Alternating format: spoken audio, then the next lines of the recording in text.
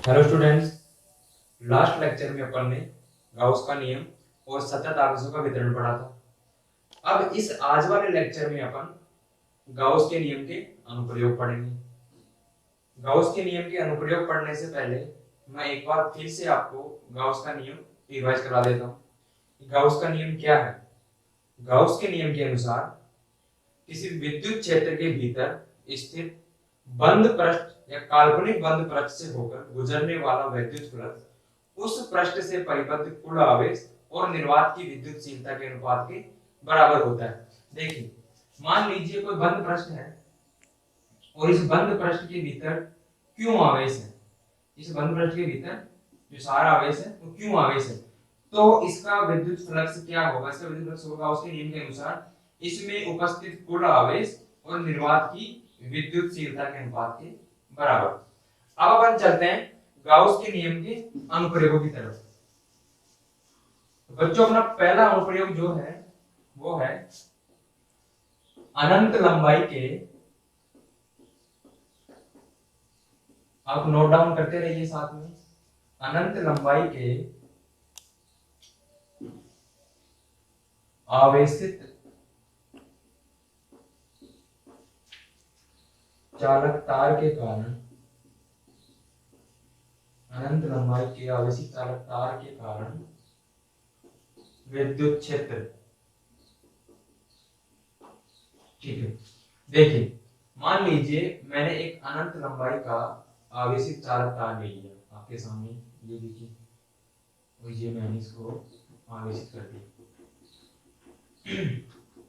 देखिए, ये मैंने एक पोर्शन ले लिया एल लंबाई का, और बाकी जो अनंत लंबाई का एपिडमिक लंबाई का है वो मैंने इसको ये लीजिए छोड़ दिया।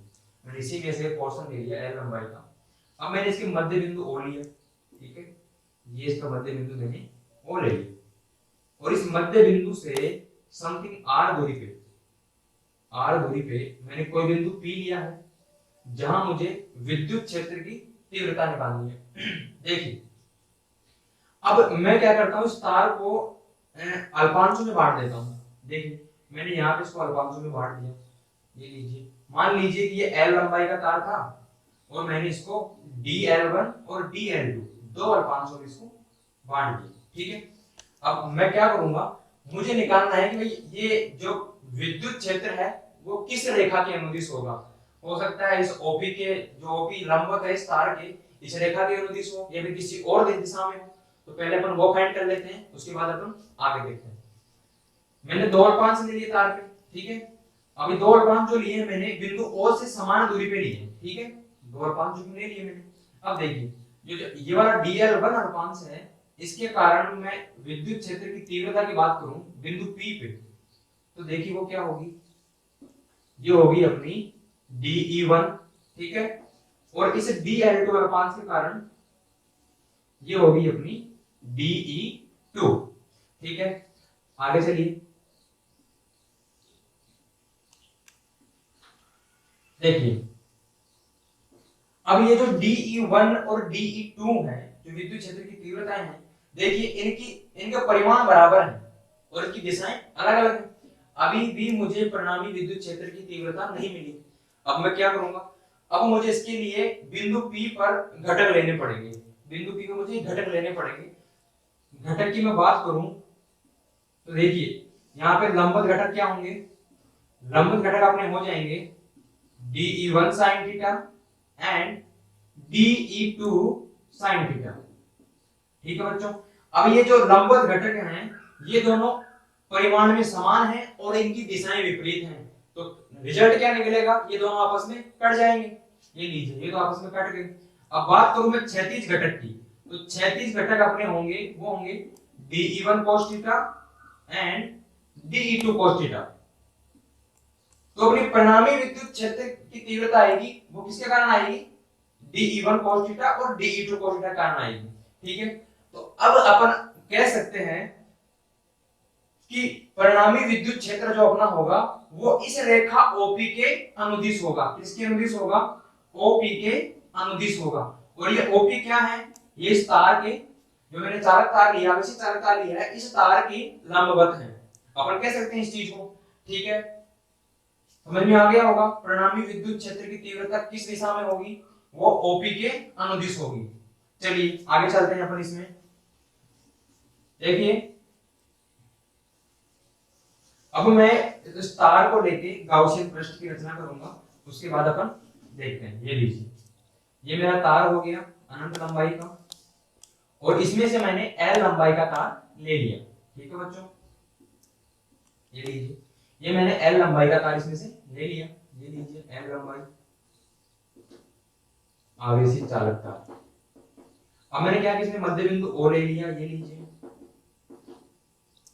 मध्य बिंदु ओ। अब देखिए इस मध्य बिंदु O से R दूरी पे मैंने कोई बिंदु P ले लिया। ये लीजिए बिंदु P। अब मैं क्या करूंगा, अब मुझे इस जो L लंबाई का मैंने तार लिया है, अब मुझे क्या करना है, एक बेलनाकार गाउसियन पृष्ठ मुझे रचना करनी है। और उस बेलन की त्रिज्या क्या होगी, उस बेलनाकार गाउसियन पृष्ठ की त्रिज्या R होगी, और उसकी ऊंचाई या लंबाई की मैं बात करूं तो वो होगी L। करिए रचना, ये लीजिए।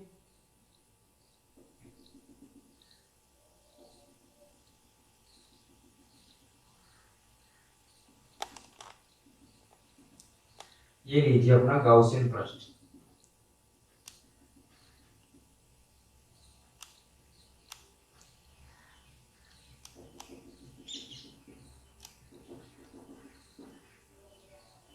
ठीक है बच्चों, ये मैंने बना दिया है अपना गाउसियन पृष्ठ।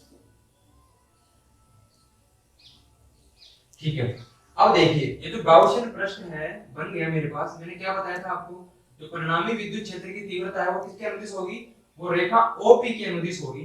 ठीक है, अब मैं क्या करूंगा, मेरे पास जो गाउसियन पृष्ठ है, जो बेलनाकार मेरे पास गाउसियन पृष्ठ बन गया, इसको मैं अलग अलग 3 भागों में बांट दूंगा। ठीक है, ये ले लिया मैंने भाग S1। ये S1 भाग कौन सा हुआ इसका, S1 जो भाग है वो हुआ बेलन का जो वृत्ताकार एरिया हो गया ऊपर का। ठीक है, ये S1 हो गया। और जो वक्राकार, जो वक्र पृष्ठ का एरिया हो गया, वो हो गया अपना S2। ये ले लिया मैंने S2। ठीक है, और जो तीसरा है, थर्ड वन है, ये मैंने S3 ले लिया। ठीक है बच्चों, अब यहाँ पे मैं विद्युत क्षेत्र की दिशा और क्षेत्रफल सदिश, जो मैंने अल्पांश ले लिया यहाँ पे, विद्युत क्षेत्र और क्षेत्रफल सदिश, इनकी दिशाओं की बात करूं तो एक चीज आप यहाँ पे देखिए, इसको सोल्व करने से पहले मैं आपको बता दूं कि क्षेत्रफल सदिश और विद्युत क्षेत्र की दिशाएं या तो लंबवत होंगी, ठीक है, और या फिर एक दूसरे के समांतर होंगी। तीसरा केस कोई बनता ही नहीं है। क्या बताया मैंने आपको, या तो विद्युत क्षेत्र की तीव्रता और क्षेत्रफल सदिश की ये आपस में क्या होंगे, लंबवत होंगे, या एक दूसरे के समांतर होंगे। ठीक है, अब यहाँ पे मैं बात करूं विद्युत क्षेत्र की दिशा की, तो ये हो गई अपनी, ये लीजिए, और ये हो गई क्षेत्रफल अल्पांश हो गया इसके लंबवत। S3 पे बात करूं तो ये भी क्या हो गई, विद्युत क्षेत्र की दिशा, और ये हो गई क्षेत्रफल अल्पांश की दिशा। अब बिंदु, जो बिंदु P है, या मैं ऐसे बोलूं कि S2 जो अल्पांश लिया है मैंने, S2 जो भाग लिया है, इसके कारण तो यहाँ पे क्या होगी, ये लीजिए, ये हो गई अपनी विद्युत क्षेत्र की दिशा, और ये यहाँ पे इसके समांतर ही क्या हो गई, क्षेत्रफल अल्पांश की दिशा। अब मुझे इसको आगे सोल्व करने में आसानी रहेगी, अपनी दिशा याद कर ली अपन ने। अब देखिए आगे चलता हूं मैं। अब मैं आपसे ऐसे बोलूं कि इस गाउसियन पृष्ठ से निर्गत वैद्युत फ्लक्स कितना होगा, तो आप क्या बोलेंगे, चलिए गाउसियन पृष्ठ से निर्गत वैद्युत फ्लक्स, ठीक है, फाई कितना होगा मेरे पास, E डॉट ds। ठीक है, ये अपना फॉर्मूला है। अब देखिए फाई क्या हो गया, फाई को मैं लिख सकता हूं EDS cos थीटा, बंद पलट, इसको हम बंद कर देंगे, EDS cos थीटा। ठीक है, अब मैंने जो अल्पांश लिए थे उनका अलग अलग के कारण निकाल देता हूं, जो मैंने भाग लिए थे अलग अलग 3 भागों में बांटा था, तो मैं इसको ऐसे भी बोल सकता हूं कि अलग अलग भागों के कारण जो फ्लक्स है वो क्या हो जाएगा अपना, देखो E dot ds cos theta, ये हो गया मेरा S1 के लिए, plus E dot ds cos theta, ये हो गया S2 के लिए, plus E dot ds cos theta, ये हो गया S3 के लिए। ठीक है बच्चों, अब देखिए S1 में जो स्थिति है वो S1 में थीटा क्या है अपना, S1 थीटा है 90 डिग्री, S2 में कितना है 0 डिग्री और S3 में कितना है, यहाँ पे भी 90 डिग्री है। देखिए फाई का मान कितना आ जाएगा मेरे पास, E डॉट ds ये हो गया मेरा cos कितना है 90 डिग्री प्लस S2 के लिए क्या आ जाएगा,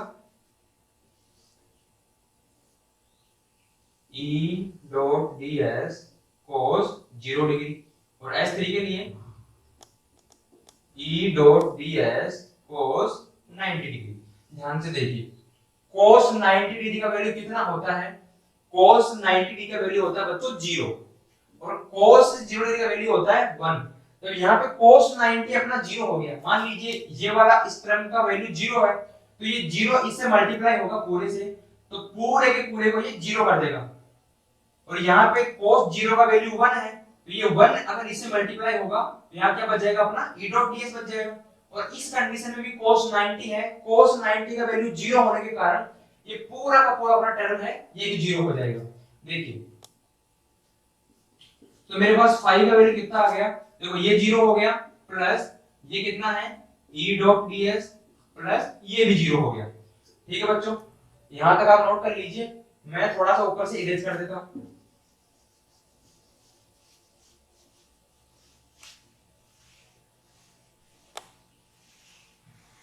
ठीक है, देखिए जो फाई का वैल्यू मेरे पास क्या निकल के आ जाएगा कि e डॉट ds ये आ गया मेरे पास। अब देखो इसका समाकलन कर लेना है तो सबसे पहले मैं क्या करूंगा, e को बाहर ले लूंगा, e मैंने बाहर ले लिया और ds का मैं समाकलन कर देता हूं। क्या आ जाएगा मेरे पास, phi e equals to e dot s। ठीक है बच्चों, ये क्या आ गया e डॉट s। अब यहाँ पे जो s है ये क्या है, यहाँ पे जो s है मेरा ये इस गाउसियन पृष्ठ के वक्र पृष्ठ का क्षेत्रफल है। देखिए कहां से निकल के आया, ये S2 से निकल के आया है। तो इसमें क्या होगा, S2 कौन सा वाला है, S2 जो भाग है वो गाउस के गाउसियन पृष्ठ का वक्र पृष्ठ का भाग है।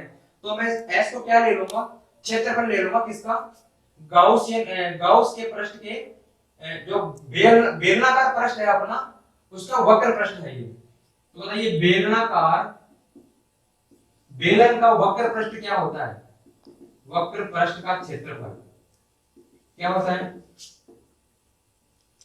2 पाई r और उसकी हाइट कितनी है यहाँ पे l है, ये हो गया 2 पाई r है। इसको आप ऐसे भी लिख सकते हैं phi equals to e dot 2 pi r। देखिए ये हो गया मेरा इक्वेशन फर्स्ट, इसको मैंने ले लिया इक्वेशन फर्स्ट। ये मेरे पास क्या आ गया, फाइनली जो विद्युत फ्लक्स है, निर्गत विद्युत फ्लक्स है वो आ गया मेरे पास। अब मैं बात करूं गाउस के नियम से विद्युत फ्लक्स की, तो वो क्या होगा, देखिए गाउस के नियम से, गाउस क्या बोलते हैं कि निर्गत विद्युत फ्लक्स किसके बराबर होगा, पृष्ठ से परिबद्ध कुल आवेश और निर्वात की विद्युतशीलता के अनुपात के बराबर होगा। तो ये क्या हो गया अपना Q अपॉन एप्सिलॉन नॉट। इसको मैं बोल दूंगा इक्वेशन सेकंड। ठीक है, अब इक्वेशन फर्स्ट और सेकंड की आप तुलना कीजिए, समीकरण 1 व समीकरण 2 से, तो आपको क्या मिलेगा कि ये भी फ्लक्स है, निर्गत फ्लक्स है और ये भी निर्गत फ्लक्स है और दोनों बराबर होने चाहिए। तो आप इनको क्या ले सकते हैं कि E into 2 pi RL equals to Q upon epsilon not. देखिए ठीक है, अब मुझे निकालना है विद्युत क्षेत्र। विद्युत क्षेत्र निकालूंगा तो ये वाला जो टर्म है ये पूरा का पूरा इसके नीचे चला जाएगा। अब यहाँ पे लिख रहा हूं मैं आपके सामने, देखिए E का मान मैं बोलूं तो क्या हो जाएगा अपने पास Q अपॉन एप्सिलॉन नॉट, पहले से था ही, जो 2 पाई RL है वो भी यहाँ पे नीचे आ जाएगा 2 पाई RL। ठीक है बच्चों, अब यहाँ पे जो आवेश है, अब ये पृष्ठ है तो यहाँ पे अपना कौन सा काम आएगा, सॉरी यहाँ पे अपना रेखीय आवेश घनत्व काम आएगा। तो तार जो है अनंत लंबाई का है और रेखीय है। बताइए रेखीय आवेश घनत्व क्या होगा अपना, मैंने बताया था आपको लास्ट लेक्चर में, रेखीय आवेश घनत्व क्या होता है, एकांक लंबाई में उपस्थित आवेश, एकांक लंबाई में उपस्थित आवेश। एकांक लंबाई यहाँ पे L है और उपस्थित कितना है Q है। तो यहां से मैं Q के मान निकाल लूंगा। क्यू का मान क्या आ जाएगा, Q equal to lambda L. ये मैंने ले लिया इक्वेशन थर्ड। इक्वेशन थर्ड से क्यू का मान आप इक्वेशन, इसको थर्ड ले लो आप, ठीक है, ये थर्ड ले लो और इसको फोर ले लो। इक्वेशन फोर से क्यू का मान आप इक्वेशन थ्री में रख देंगे। रखिए समीकरण 3 व 4 से ई का मान क्या आ जाएगा मेरे पास कि लैम्डा एल अपॉन देखो 2 पाई एप्सिलॉन नॉट, ठीक है, और ये हो गया आर एल। ध्यान से देखिए एल से एल यहाँ पे कट हो जाएगा मेरे पास, हो गया। अब मैं इसको क्या लिख सकता हूँ, इसको चाहूं तो मैं ऐसे लिख सकता हूँ कि 1 upon 2 pi epsilon naught lambda upon R, ठीक है। अब मैंने क्या किया, मैं क्या करता हूं ऊपर नीचे इसको 2 से गुणा कर देता हूं। 2 से गुणा करने से होगा क्या कि मेरे पास ये बन जाएगा 1 upon 4 pi epsilon naught 2 lambda upon R. अब आप चाहो तो इसको ऐसे भी लिख सकते हैं कि E इक्वल्स टू ये क्या होता है, K होता है, K 2 लैम्डा अपॉन आर, ठीक है बच्चों। ये हो गया अपना गाउसियन पृष्ठ से सॉरी अनंत लंबाई के चालक तार के कारण विद्युत क्षेत्र, ठीक है। अब आप चाहो तो सदिश रूप में लिख सकते हो। सदिश रूप क्या होगा इसका, ये लीजिए सदिश रूप। सदिश रूप की मैं बात करूं तो ये हो जाएगा E vector equals to K 2 lambda upon R into R vector, ठीक है बच्चों। ये हो गया अपना अनंत लंबाई के चालक तार के कारण विद्युत क्षेत्र। दोनों ने करा दिए, सदिश रूप भी करवा दिए। अब चलते हैं अपन नेक्स्ट अनुप्रयोग पे। चलिए अपना अगला अनुप्रयोग है अपरिमित समरूप आवेशित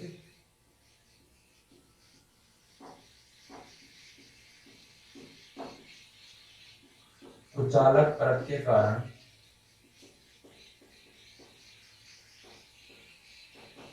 विद्युत क्षेत्र।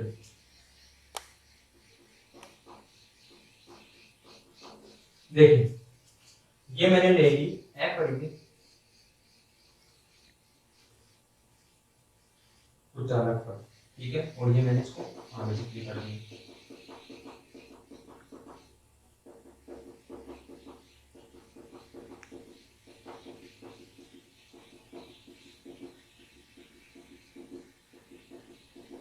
ठीक है, अब देखिए अब मुझे निकालना है इस चालक परत के कारण विद्युत क्षेत्र। तो मैंने क्या किया इसमें, मैंने इसमें एक कोई मध्य बिंदु ओ ले लिया और उस मध्य बिंदु से समान लंबाई पे बिल्कुल 2 अल्पांश ले लिए, ठीक है, अल्पांश 1 और अल्पांश 2, ठीक है। अब इस बिंदु O से r दूरी पे मैंने कोई बिंदु P ले लिया और इस बिंदु पे मुझे क्या निकालना है, विद्युत क्षेत्र निकालना है, ठीक है। और मुझे साथ में पहले ये फाइंड करना है कि जो परिणामी विद्युत क्षेत्र होगा वो किस रेखा के अनुदिश होगा। तो उसके लिए अपन क्या करते हैं, मैंने 2 अल्पांश ले लिए। अल्पांश लेने के बाद मैं इस पहले वाले अल्पांश के कारण और दूसरे वाले अल्पांश के कारण बिंदु P पे विद्युत क्षेत्र की स्थिति देखता हूं क्या होती है। देखिए इसके लिए क्या होगी, ये हो गया अपना DE1 और ये हो गया DE2। अब ये दोनों क्या परिमाण में बराबर हैं और इनकी दिशाएं अलग अलग हैं। अब मुझे क्या करना पड़ेगा, अब मुझे फिर से वही प्रोसेस करना है, यहाँ पे घटक लेने पड़ेंगे। मैंने लंबवत घटक ये ले लिए, ये हो गए अपने DE1 sin theta and DE2 sin theta, और क्षैतिज घटक अपने हो गए DE1 cos थीटा और DE2 cos थीटा। अब यहाँ पे देखिए जो लंबवत घटक हैं ये परिमाण में तो बराबर हैं लेकिन इनकी दिशाएं विपरीत हैं, इसके कारण ये आपस में कट जाएंगे। और जो क्षैतिज घटक हैं, क्षैतिज घटक जो हैं वो परिमाण में बराबर हैं और इनकी दिशाएं भी समान हैं, तो ये आपस में जुड़ जाएंगे। मतलब आपसे ऐसे बोलूं कि जो परिणामी विद्युत क्षेत्र की दिशा है वो होगी अपनी ओपी रेखा के अनुदिश। किसकी अनुदिश होगी, ओपी रेखा के अनुदिश होगी, ठीक है बच्चों। अब देखते हैं अपन, अब निकालते हैं अपन विद्युत क्षेत्र, ठीक है। इसको मैं इरेज कर देता हूं, इसको भी कर, ये लीजिए मैंने ये आपके सामने एक परत बना दी अपरिमित परत और ये मैंने इसको आवेशित कर दिया। अब मुझे विद्युत क्षेत्र निकालने के लिए मुझे गाउसियन पृष्ठ की कल्पना करनी होगी, और वो मैंने कर लिया। एक बेलनाकार गाउसियन पृष्ठ जो कि इस परत के आर पार होकर गुजर रहा है, ठीक है। अब मैंने क्या करना है, मैंने 3 भाग मान लेने हैं अलग अलग। ये लीजिए, ये मैंने ले लिया S1, ये अपना हो गया S2, और ये मैंने ले लिया S3। मैंने 3 अलग अलग इसके अल्पांश ले लिए। अब यहाँ पे विद्युत क्षेत्र और क्षेत्रफल सदिश की दिशा क्या होगी, ये लीजिए, ये दोनों समांतर होंगे। इस कंडीशन में क्या होगा, इस कंडीशन में क्या दोनों समांतर होंगे, ठीक है। और इस कंडीशन में क्या होगा, यहाँ पे ये लंबवत हो जाएगा, और ये होगी अपने विद्युत क्षेत्र की दिशा, और ये क्षेत्रफल अल्पांश, ठीक है। अब मैं जो मैंने गाउसियन पृष्ठ लिया है, बेलनाकार गाउसियन पृष्ठ, इस गाउसियन पृष्ठ से निर्गत विद्युत फ्लक्स की बात करूं तो वो क्या होगा अपना, देखिए, गाउसियन पृष्ठ से निर्गत विद्युत फ्लक्स क्या होगा बच्चों, बताइए, E डॉट ds। इसको आप ऐसे भी लिख सकते हैं, E dot ds cos theta. आप अब मैं बात करूं अलग अलग अल्पांशों के कारण, तो वो क्या हो जाएगा, देखिए S1 के कारण अपना हो गया E डॉट ds cos, यहाँ पे थीटा का मान कितना है, थीटा का मान यहाँ पे है अपना 0 डिग्री। S2 की मैं बात करूं तो वहां पे हो जाएगा थीटा का मान 90 डिग्री। ये क्या हो गया अपना E dot ds cos 90 degree. S3 के लिए क्या हो गया, E dot ds cos 0 degree. देखिए आपको पता है कि cos 0 डिग्री का मान क्या होता है, 1 होता है। cos 90 का मान कितना होता है, 0 होता है। cos 0 का मान 1 होता है। देखिए ये वाले केस में क्या होगा, ये वाले केस में ये E डॉट ds बच जाएगा, यहाँ पे ये पूरा का पूरा 0 हो जाएगा। जो पूरा का पूरा टर्म है, किसी भी टर्म को मैं 0 से मल्टीप्लाई करूंगा तो वो पूरा का पूरा क्या बन जाएगा, अपना 0 बन जाएगा। और इस वाले केस में भी क्या बन जाएगा, E डॉट ds। करिए आगे चलते हैं अपन, फाई E अपना क्या आ जाएगा, देखिए ये हो गया अपना E dot ds plus 0 plus E dot ds, ठीक है बच्चों। आगे चलते हैं, अब मैंने क्या करना है, मैंने इन दोनों का समाकलन भी कर लेना है।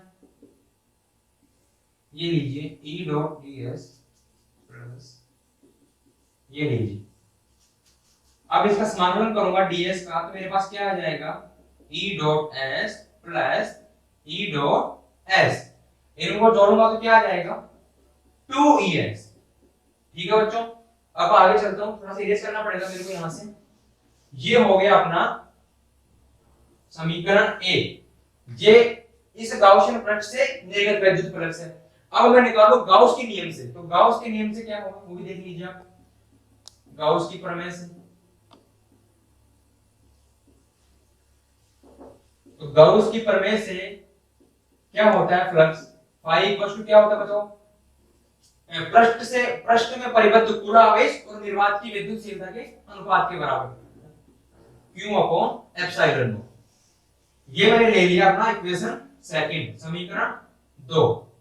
समीकरण 1 और 2 से बताइए, ये भी फ्लक्स का मान है और ये भी फ्लक्स का मान है, तो मैं इन दोनों को बराबर कर दूंगा। 2E dot s equals to Q upon epsilon naught. इसको मैंने ले लिया इक्वेशन थर्ड।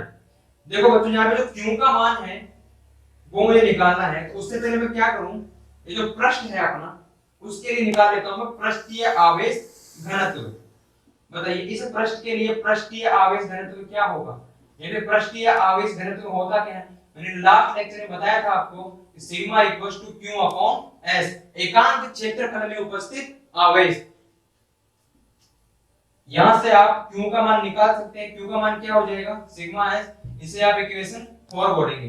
अब आप देखिए इक्वेशन थर्ड में इक्वेशन 4 से Q का मान रखिए, Q का मान रखेंगे तो क्या हो जाएगा आपके पास, थोड़ा सा इरेज कर देता हूं मैं इसको, ये नहीं, Q का मान रखूंगा मैं इक्वेशन थर्ड में, तो क्या हो जाएगा मेरे पास 2E dot s equals to Q, Q का मान क्या रखूंगा मैं sigma S upon epsilon naught. ये लीजिए, मुझे निकालना है ई का मान, तो ई का मान क्या आ जाएगा मेरे पास, ये जो 2 इंटू एस है ये चले जाएगा उसके अपॉन में, sigma S upon 2 epsilon not S. अब यहां देखिए एस से एस को मैं कट कर सकता हूं, तो ई का मान क्या आ गया मेरे पास, सिग्मा अपॉन 2 एप्सिलॉन नॉट। ये क्या हो गया बच्चों अपने, ये हो गया इस पृष्ठ के कारण विद्युत क्षेत्र। ये पृष्ठ कौन सी है, परत कौन सी है, कुचालक परत है, अपरिमित समरूप आवेशित कुचालक परत के कारण अपना क्या हो गया, विद्युत क्षेत्र हो गया। इसको आप सदिश रूप में लिखेंगे।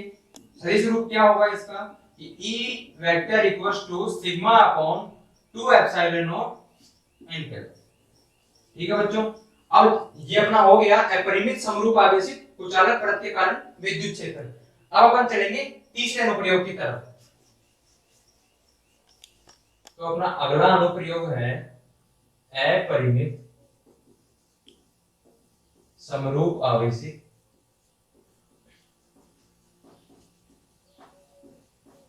चालक परत के कारण विद्युत क्षेत्र।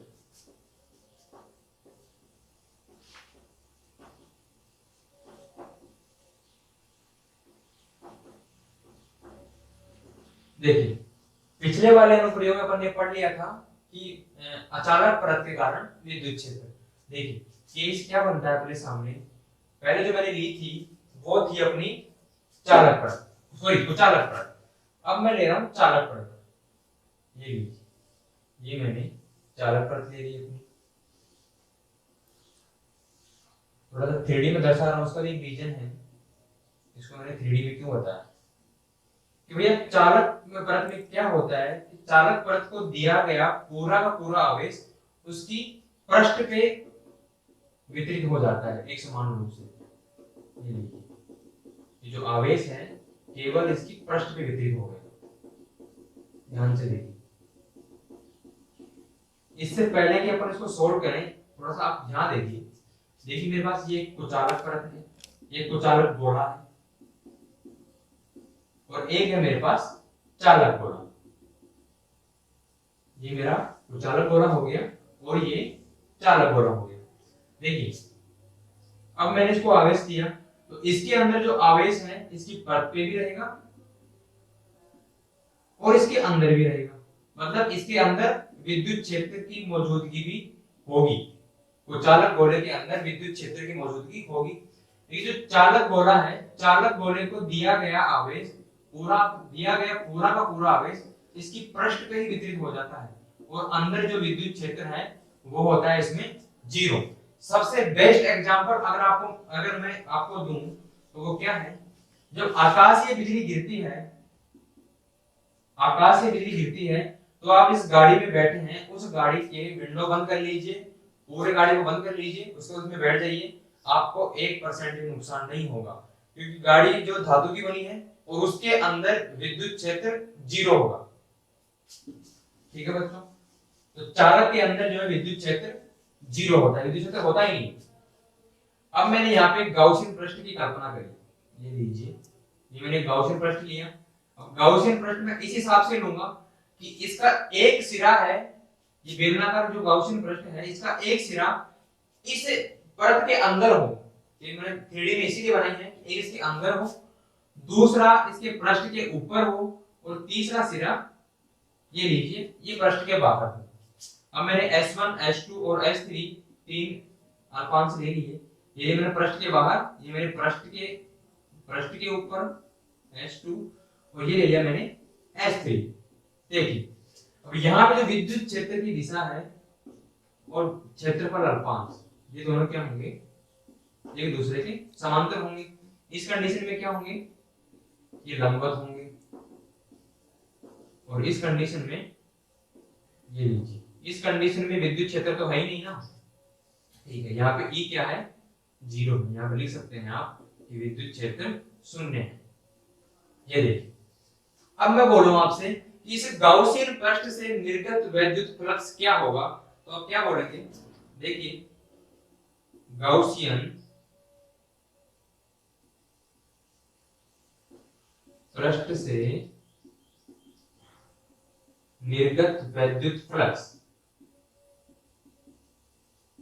क्या बोलेंगे आप, phi equals to E dot ds, या फिर आप इसको ऐसे भी बोल सकते हैं phi equals to E dot ds cos theta. अब देखिए मैंने अलग अलग अल्पांश सूत्र मुझे लेना है, तो मैंने ले लिया ये वाला S1 के लिए, ये क्या हो गया अपना ई डॉट ds cos, अब यहाँ पे थीटा क्या है, 0 डिग्री है, 0 डिग्री प्लस S2 अल्पांश के लिए अपना हो गया ई डॉट ds cos 90 डिग्री, ठीक है।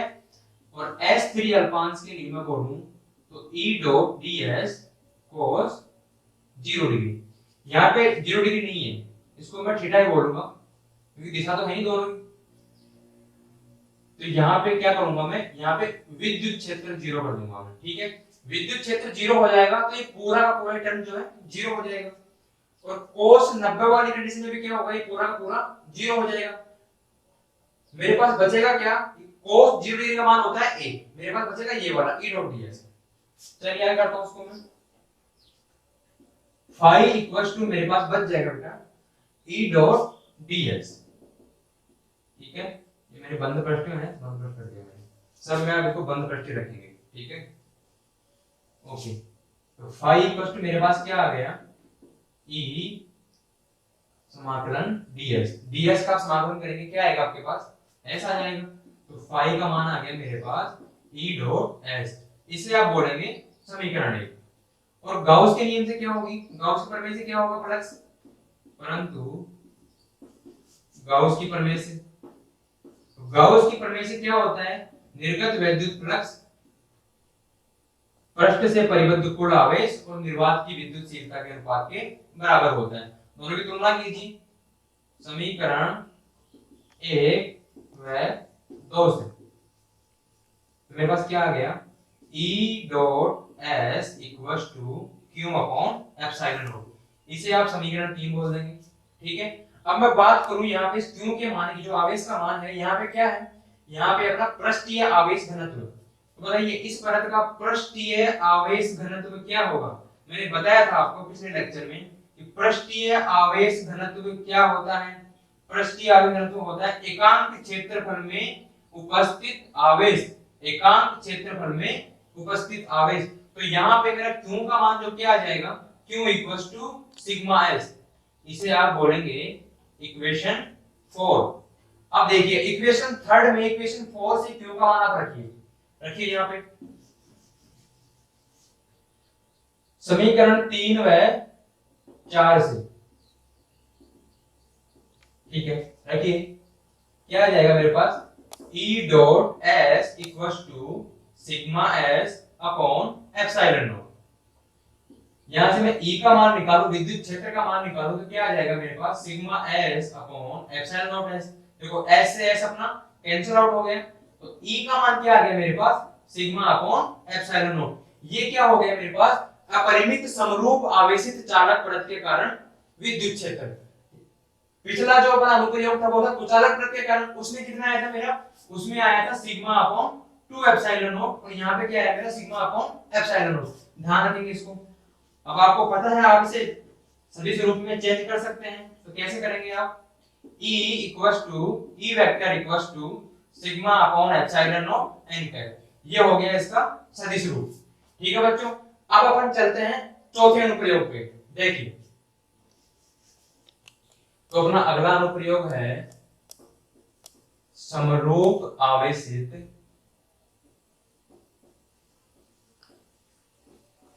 गोलीय कोष के कारण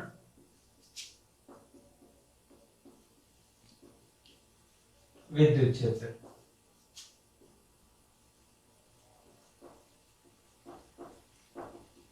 देखिए ये ले लिया मैंने गोलीय कोष, ठीक है, ये मेरा गोला हो गया, और ये मैंने कर दिया इसको समरूप आवेशित, ठीक है, ये मैंने इसको आवेशित कर दिया। और ये जो अपना गोला है इसकी त्रिज्या मैंने ले ली कैपिटल R, ये मैंने इसका केंद्र बिंदु O और इसकी त्रिज्या ले ली मैंने कैपिटल R। देखो यहाँ पे अपने को इस गोलीय कोष के कारण विद्युत क्षेत्र की गणना करनी है, कहां कहां करनी है बच्चों? एक करनी है अपने को मध्य बिंदु O से इस पृष्ठ के बाहर कुछ दूरी पे, ठीक है, और एक करनी है अपने को पृष्ठ के ऊपर, एक करनी है अपने को पृष्ठ के अंदर, और एक बतानी है अपने को केंद्र के ऊपर, ठीक है। तो अपन अलग अलग चीज देखते हैं यहाँ पे। तो पहली जो है मैं कर रहा हूं आपके सामने, वो है पृष्ठ के बाहर, ठीक है। ये लो, पहला मेरा पॉइंट है जो निकालूंगा विद्युत क्षेत्र की तीव्रता, वो निकालूंगा पृष्ठ के बाहर। देखिए मैंने क्या किया, इसके केंद्र बिंदु O से स्मॉल r दूरी पे, स्मॉल r दूरी पे कोई बिंदु P ले लिया, और यहां मुझे क्या निकालनी है? यहां मुझे निकालनी है विद्युत क्षेत्र, या विद्युत क्षेत्र की तीव्रता। देखिए अब यहां पे ध्यान से देखिए, ये जो गोले की त्रिज्या है वो छोटी है, किससे? इस स्मॉल r से, ठीक है। समझ में आ रहा है आपके? देखिए मुझे पृष्ठ के बाहर निकालनी है, ठीक है। अब मैं क्या करूंगा, मैंने जो ये बिंदु P लिया है, इस बिंदु P से एक और गोले की रचना करूंगा। इस जो स्मॉल r जो मैंने दूरी ली है, इस दूरी को त्रिज्या मानते हुए एक गाउसियन पृष्ठ गोले की मैं रचना करूंगा। देखिए एक काल्पनिक गोले की रचना कीजिए जिसकी त्रिज्या क्या होगी? स्मॉल r होगी। देखिए ये हो गया मेरा काल्पनिक गाउसियन पृष्ठ, ठीक है बच्चों, जिसकी त्रिज्या क्या है? इसकी त्रिज्या है स्मॉल r। अब यहां पे आप देखिए इस गाउसियन पृष्ठ से निर्गत वैद्युत फ्लक्स क्या होगा? गणना करते हैं अपन। गाउसियन पृष्ठ से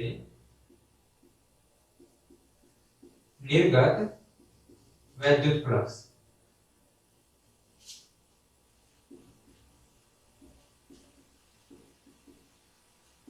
देखो क्या होगा मेरे पास, phi equals to E dot DS या ई डीएस cos थीटा, ठीक है बच्चों।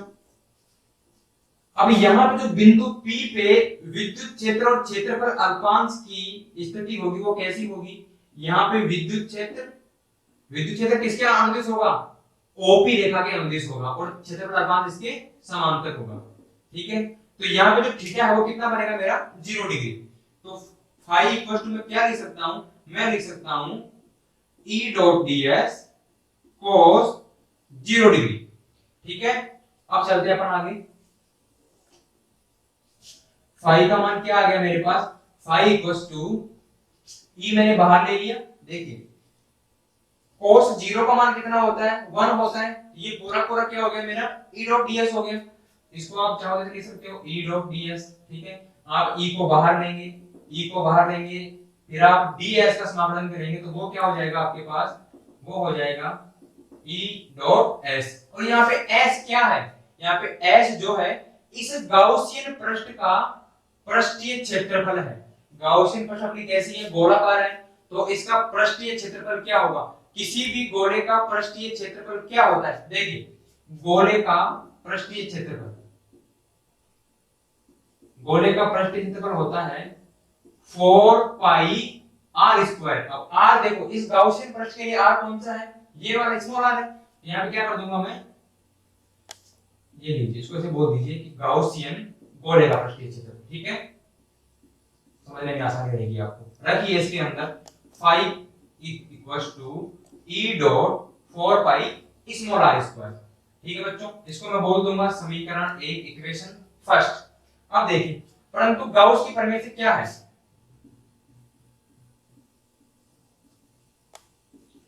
परंतु गाउस की प्रमेय से, अब गाउस की प्रमेय से जो निर्गत वैद्युत फ्लक्स उसका मान क्या होगा? Q upon epsilon not. और यहाँ पे Q का मान किसे निकालेंगे अपन? यहाँ पे Q का मान अपन निकालेंगे पृष्ठीय आवेश घनत्व से। पृष्ठीय आवेश घनत्व क्या होगा? तो पृष्ठीय आवेश घनत्व अपना होगा, पृष्ठीय आवेश घनत्व बेटा होता है अपना एकांक क्षेत्रफल में उपस्थित आवेश, इसको अपन सिग्मा से लिखते हैं, एकांक क्षेत्रफल में उपस्थित आवेश। तो यहां से जो मेरा Q का मान है वो क्या आ जाएगा? Q का मान आ जाएगा सिग्मा s। इसे आप समीकरण 3 बोल सकते हैं। समीकरण 2 और 3 से देखिए, इसको थोड़ा एज कर देता हूं मैं। समीकरण 2 व 3 से, समीकरण 2 और 3 से मैं बात करूं, यहाँ पे Q का मान रख दीजिए आप, तो क्या हो जाएगा phi equals to sigma S upon epsilon naught. इसे आप बोलेंगे समीकरण 4। समीकरण 4 और समीकरण 1 से, समीकरण 1 अपना क्या था, E dot 4 pi small r square.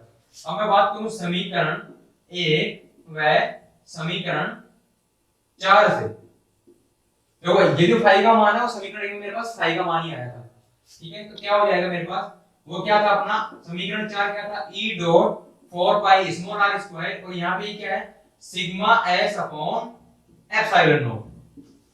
थोड़ा ध्यान से देखिए, यहाँ पे जो s है, अब यहाँ पे जो s है ये मैंने किसका लिया है, ये मैंने लिया है पृष्ठीय आवेश घनत्व वाला। पृष्ठीय आवेश घनत्व में जो क्षेत्रफल लिया था, और पृष्ठीय आवेश घनत्व में किसका निकालूंगा भाई, ये तो काल्पनिक गोला है, जो गाउसियन पृष्ठ वाला गोला है वो तो काल्पनिक है, और पृष्ठीय आवेश घनत्व आएगा अपने जो अपने पास गोला था पहले से उसको आएगा। तो अपने पास जो गोला था उसकी त्रिज्या क्या थी, कैपिटल आर थी। तो यहाँ पे मैं बात करूं, यहाँ पे s के मान की बात करूं, तो s का मान क्या हो जाएगा 4 पाई कैपिटल आर स्क्वायर। ये इस गोले का पृष्ठीय क्षेत्रफल, जो अपना एक्चुअल अपना गोला था उसका पृष्ठीय क्षेत्रफल क्या हो जाएगा 4 पाई कैपिटल आर स्क्वायर, और इस मान को आप इसमें रख देंगे। तो E equal E dot 4 pi small r square equals to क्या आ गया मेरे पास, sigma dot 4 pi capital R square upon epsilon naught. ठीक है बच्चों, अब मुझे करना क्या है, अब मुझे E का मान निकालना है, विद्युत क्षेत्र की तीव्रता मुझे निकालनी है। तो E का मान क्या हो गया, ये चला जाएगा अपने नीचे, देखो sigma dot 4 pi capital R square upon 4 pi epsilon not small r square. ध्यान से देखिए 4 पाई से 4 पाई में कैंसिल आउट कर सकता हूं, तो मेरे पास क्या बच जाएगा, यहां पर यहां पे ये लीजिए, कैंसिल आउट करने के बाद मेरे पास जो विद्युत क्षेत्र है कितना आएगा, sigma capital R square upon epsilon not small r square. बच्चों ये अपना आ गया पृष्ठ के बाहर विद्युत क्षेत्र, समरूप आवेशित गोलीय कोश के कारण पृष्ठ के बाहर विद्युत क्षेत्र, ठीक है, ये अपना पृष्ठ के बाहर आ गया। अब मैं दूसरा बात करूं आपके सामने कि पृष्ठ के ऊपर या पृष्ठ पर, ध्यान से देखिए पृष्ठ के ऊपर स्थिति क्या होगी, पृष्ठ के ऊपर अगर मैं बिंदु P लेता हूं यहाँ पे, तो जो स्मॉल r है ये इस वाले r की, जो उस टाइम पे जो गाउसियन पृष्ठ होगा अपना वो एक्चुअल वाले गोले के ऊपर ही होगा। ध्यान से देखिए, तो गाउसियन पृष्ठ की त्रिज्या और जो एक्चुअल वाले गोले की त्रिज्या क्या हो जाएगी, बराबर हो जाएगी। तो यहाँ पे मैं लिख सकता हूँ पृष्ठ के ऊपर कैपिटल R स्मॉल r के बराबर होगा, ठीक है। तो यहाँ से विद्युत क्षेत्र का मान क्या आएगा, रख दीजिए इस इक्वेशन में आप रख दीजिए, क्या निकाल लेंगे आप, sigma capital R square upon epsilon not capital R square. Small r को आप कैपिटल R लिख सकते हैं यहाँ पे, क्योंकि जब आप पृष्ठ पे लेते हैं कोई बिंदु P तब दोनों बराबर होंगे। देखिए यहाँ पे क्या होगा, r स्क्वायर का स्क्वायर कट जाएगा अपना, तो विद्युत क्षेत्र की तीव्रता क्या आ जाएगी मेरे पास, सिग्मा अपॉन एप्सिलॉन नॉट। देखिए बच्चों ये अपनी कहां पे आ गई, पृष्ठ के ऊपर आ गई, ठीक है, यहां तक हो गया अपना। अब मैं बात करता हूं पृष्ठ के अंदर, मान लीजिए मैंने पृष्ठ के अंदर कोई बिंदु ले लिया, देखिए ये मैंने पृष्ठ के अंदर कोई बिंदु P ले लिया, तो अब मेरे सामने स्थिति क्या होगी, ध्यान से देखिए, अगर ये गोला चालक है, अगर ये गोलीय कोश चालक है, तब तो आपको पता ही है कि विद्युत क्षेत्र क्या हो जाएगा, जीरो हो जाएगा। तीसरा केस आपके सामने है पृष्ठ के भीतर, पृष्ठ के भीतर स्थिति क्या होगी, जो स्मॉल r है वो छोटी होगी कैपिटल R से, मतलब ये जो दूरी है ये कम हो जाएगी इससे। अब यहाँ पे देखिए, यहाँ पे विद्युत क्षेत्र क्या होगा, चालक गोला है तो विद्युत क्षेत्र क्या हो गया अपना, जीरो हो गया। मैंने बताया था आपको थोड़ी देर पहले बताया था कि चालक के भीतर विद्युत क्षेत्र क्या होता है, शून्य होता है। भैया चालक के भीतर की बात करूं तो ये जो केंद्र है ये चालक के भीतर ही है, तो केंद्र पे भी विद्युत क्षेत्र क्या हो जाएगा मेरा, शून्य हो जाएगा। चालक के भीतर और केंद्र पर स्थिति क्या हो जाएगी, विद्युत क्षेत्र की शून्य हो जाएगा। ठीक है बच्चों, आज अपन ने समरूप आवेशित गोलीय कोशिकाकण विद्युत क्षेत्र निकाल लिया, उसकी पृष्ठ पर, पृष्ठ के बाहर, पृष्ठ के अंदर और केंद्र पे सब पे निकाल लिया अपन ने। आज की वीडियो में यही पॉज कर रहा हूँ, नेक्स्ट वीडियो में अपन कंटिन्यू करेंगे। आप आराम आराम से वीडियो को देखिए, जहां समझ में नहीं आता पॉज कीजिए, फिर से रिवाइंड करके फिर से देखिए। घर पे बैठे आराम से मेहनत कीजिए, समर्पित रहें, संकल्पित रहें। धन्यवाद।